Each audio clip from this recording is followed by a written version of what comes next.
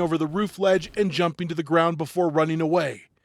Robinson, matching the descriptions in the video, was later located at his home in Washington County, Utah, at 10 p.m. Thursday, 260 miles from the scene, and taken into custody. According to Utah's governor, Robinson's father confronted him to turn himself in. Robinson was then transported overnight and booked into jail just before 2 a.m. Friday morning, his dad 12 miles from the scene of Kirk's shooting. I think the thing that's weird about this is that as soon as he fires the shot, he immediately, as we've seen on the videos, he's running across the building as the people are ducking. So in the ensuing moments, he's already getting out of there, and we see this escape video that the FBI released yesterday, and doesn't appear that there is a rifle that he has on his person. I mean, it looks like there's a bag, but you know, he would have had no time to disassemble the rifle, unless you're going to tell me that it could happen in a split second, that he could just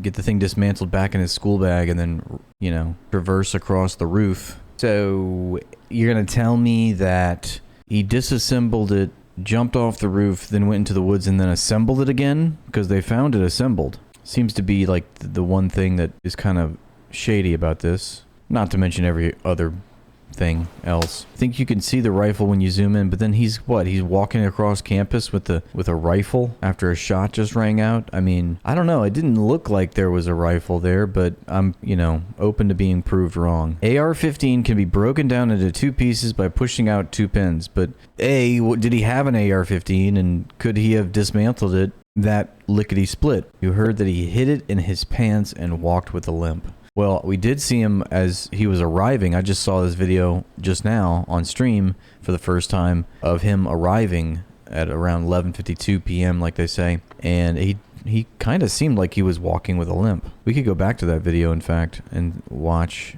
it again. Authorities say the suspect arrived See on how campus he's walking? at 11:52 right. Maybe a.m. that is. This that video just doesn't appears to seem match the normal suspect's to be description. walking like that. At 9:48 a.m. Thursday, the FBI released the first photos possible from that he has surveillance it video in of a his person of interest, jeans? showing a man in sunglasses Dang, and a dark is that blue even cap, possible? wearing a T-shirt with an See, American I know nothing flag. about guns. Now that this is happening, I mean, now that you said that, it seems. I mean, that is not how you are supposed to be walking down the street.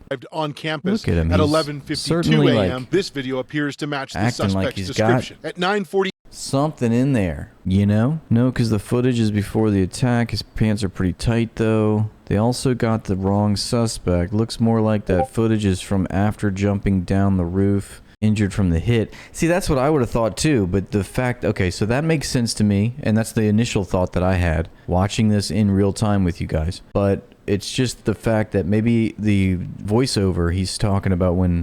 Let's see. Authorities say the suspect arrived on campus at 11:52 a.m. See, I think it's because they put 11:52 a.m. Wednesday. Like, this is him arriving. But maybe you're right. Maybe this is after he's left. This video appears to match the suspect's description. At 9:48 a.m. Thursday, the FBI released the first photos from surveillance video of a person. Yeah, maybe the voiceover and timeline doesn't have anything to do with the pictures being shown. Yeah, right? You highly doubt he jumped off the roof with the gun in his trousers.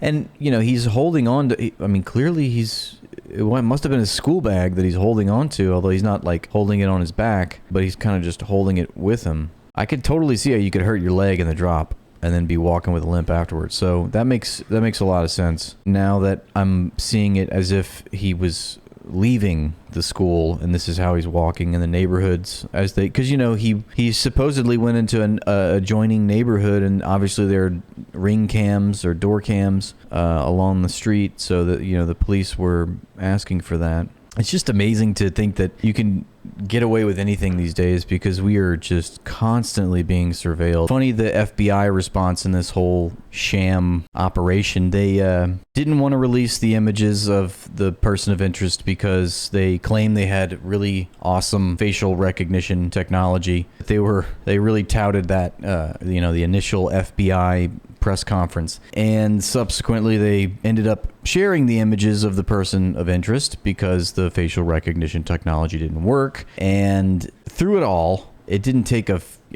federal government agency to figure this out. I mean, they just had to release the images, and the family brought the dude in. When they were trying to show the the image and trying to make it seem like it's so unique. Like let's take some notice of these details. The guy was wearing a black shirt. He may have had Converse shoes on.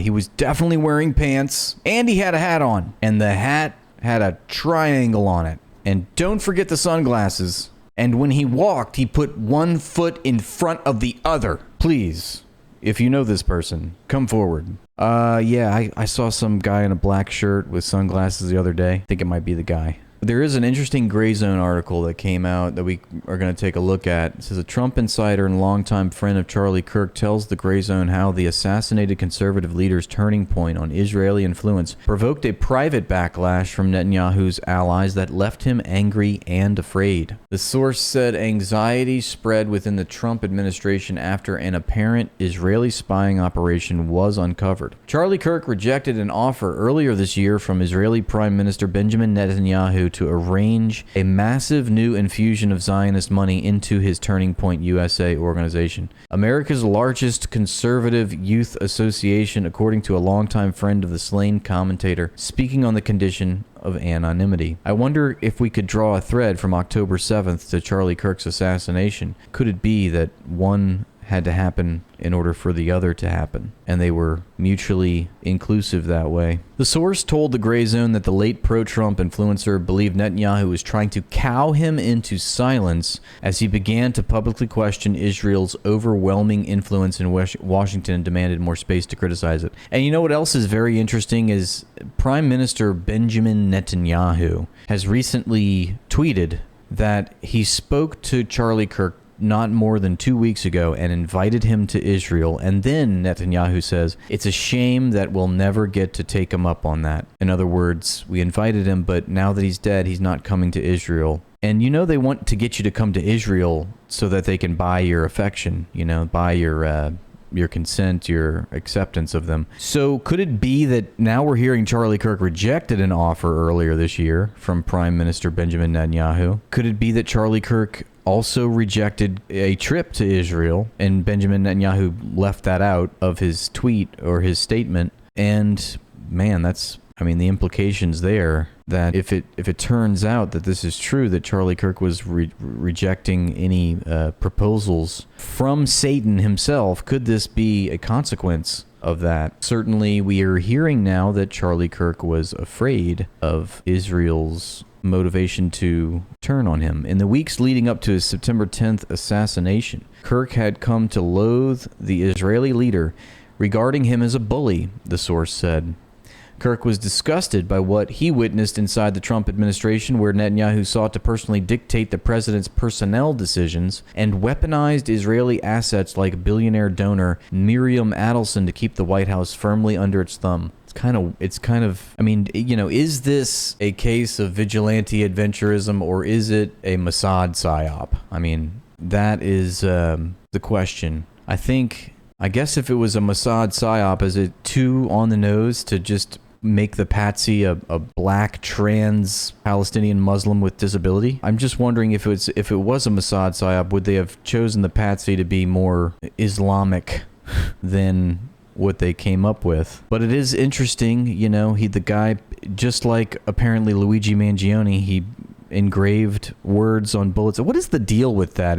Even from vigilantes like Tyler Robinson in this case, allegedly, up to congressmen at the upper echelon of the United States government, we're all just signing ammunition with little notes, with little love notes. It's okay when, the governor of Pennsylvania, for example, signs a bunch of Javelin missiles that get dropped on Palestinian children's heads. But think about a private citizen, signing a bullet with, anti-fascist slogans. But we know that there is always a double standard to the V word, and the V word is certainly describing an action that has different qualities under different contexts. Yeah, and I think Charlie Kirk was ultimately like the Apocalypse Now quote, an errand boy sent by grocery clerks to collect a bill. He's the front-facing mouthpiece for the ruling class and their interests and their narrative and their culture, and he's the person that everybody sees, you know. He's making himself accessible, you know, because he's trying to influence the cultural zeitgeist, trying to help shape and herd the terrain of acceptable ideas for the public hive mind to have. He's trying to make sure that we stay within that terrain. And so, like, when people get mad and upset, they can't go, there's no organizational apparatus that is geared towards uplifting the working class. There's no infrastructure devoted to that and to combating class war. So people, just like how capitalism preaches, which is a mindset of individualism, rugged individualism, even that idea is a hypocrisy because it's rugged individualism for the poor and it's a welfare state for the rich, of course. But I'm trying to make the point that capitalism has spent, and capitalists have spent a great deal amount of time, energy, money into fracturing and atomizing is the word, the general population, so that we haven't made those spontaneous connections. Everything's made for individual consumption. We're taught to fear the public, be mistrustful, have distrust in public institutions and all this stuff, so that when we do, you know, people in the working class, when there is hopelessness and despair and disillusionment, you know, we get acts of vigilantism, and they're going to go after people that are accessible, that they can, you know, find and be in the vicinity, in the same room with. Nobody's rubbing shoulders with the likes of Larry Fink and Steve Schwartzman and Jamie Dimon and Jeff Bezos, Elon Musk, all the famous ones too, obviously. But the billionaire class, we could call them, they're protected. You know, they're very well insulated in our society. And so that's why you don't see these people trying to be in the public eye. I mean, that's a target on their back. But they will gladly pay people to be the cultural torchbearers for capitalism who can articulate it and be the willing lapdog. And they'll pay them handsomely, and they can do the bidding. And when there's a fall guy, it can be them and not the actual criminals. Thanks for watching, and please like and subscribe to the page to help it grow. And if you'd like to support my work, join my Patreon for exclusive content.